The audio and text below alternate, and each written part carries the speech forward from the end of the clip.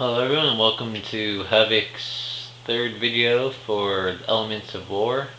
Today we'll be covering more advanced grenade strategies such as placement and pretty much just how to use them, when would you strip them, blah blah blah, etc etc.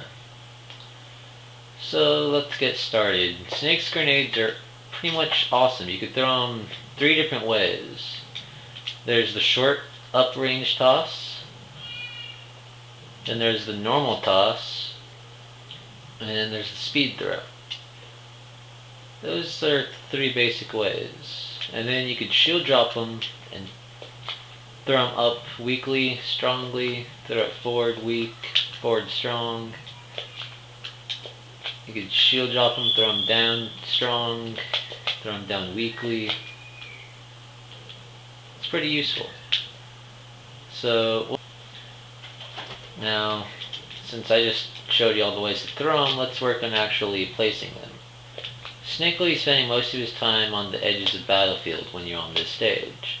Therefore, a normal toss will put the grenade on about the edge of that platform, which is a pretty useful thing because anyone in this general area or trying to approach from right here is going to get blown up. And then you can shorthand toss them and crouch, and it'll become a close range defense. So you could throw one, and then weak throw one, and then crouch, and you're pretty much safe from your own explosions, and it creates a nice little wall.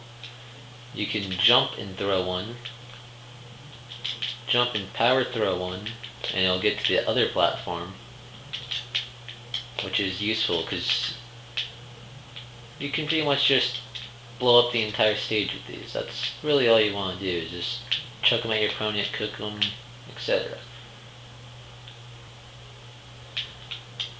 In one of my first videos I showed you about grenade dropping, which is basically you throw a grenade and then you shield drop another one. The other one will just stop in place.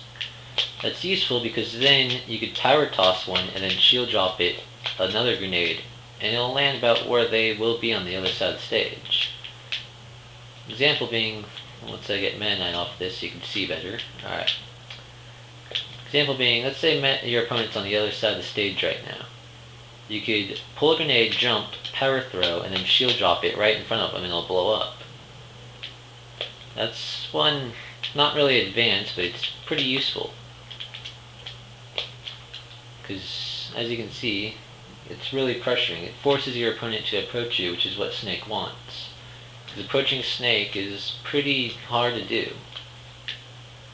Now then, when your opponent picks up one of your grenades, you want to shield drop it right when you think they're going to throw it. So they'll pick it up, they'll press A, and then you want to shield drop another one, so the grenade will just fall down right in front of them.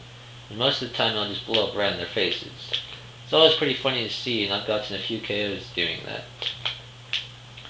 Now then, another useful thing is for edge guarding. You can cook your grenade for a little while, and then weak throw it. Cooked it too long. You can weak throw it, and it'll explode about in this general area, blowing up your opponent and possibly stage spiking them.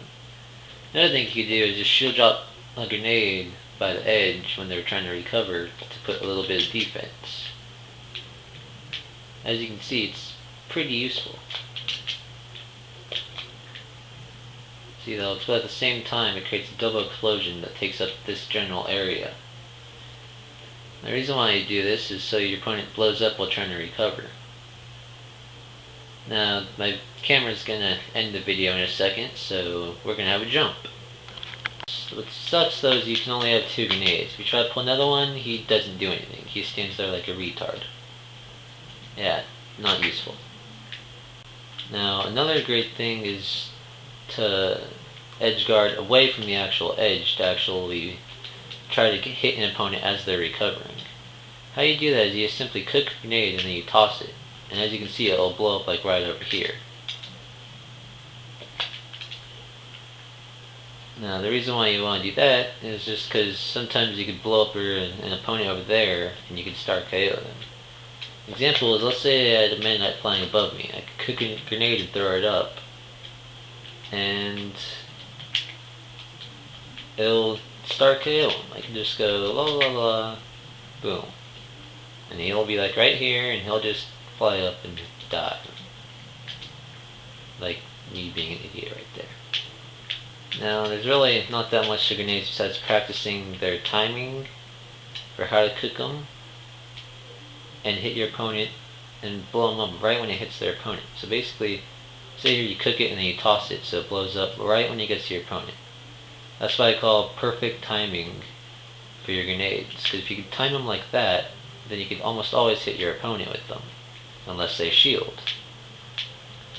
Now, if I stuck my opponent onto attack, so he'll attack me, by simply pulling a grenade and letting him attack me, or shielding with them, he blows up. So I could shield, I could walk over to him and roll away, or I could sit here holding a grenade, and if he tries to attack me, more often than not, it blows us both up. I call this, see right there, that's called grenade countering. The reason why this is useful is because Snake doesn't normally die to a pretty high percent, while thanks to his up tilt, others die a lot sooner. So this is pretty useful against lightweight characters, only because plus speeding them up and then blowing yourselves up with them allows you to just go up and quickly up tilt. Voila, dead.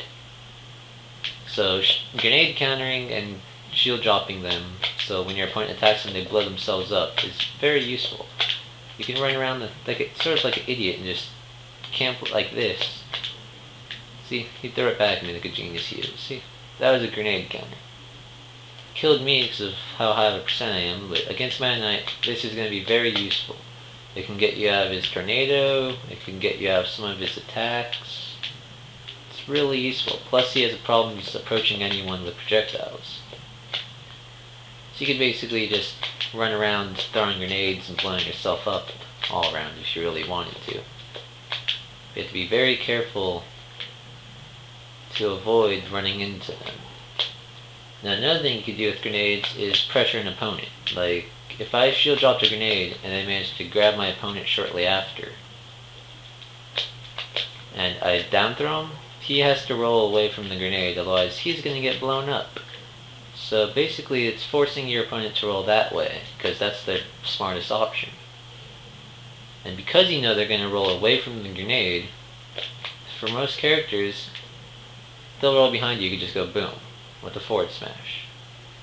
That actually works a lot more often in brawls than you think, by just shield dropping, grab, down throw, and then reverse forward smash on the C-stick.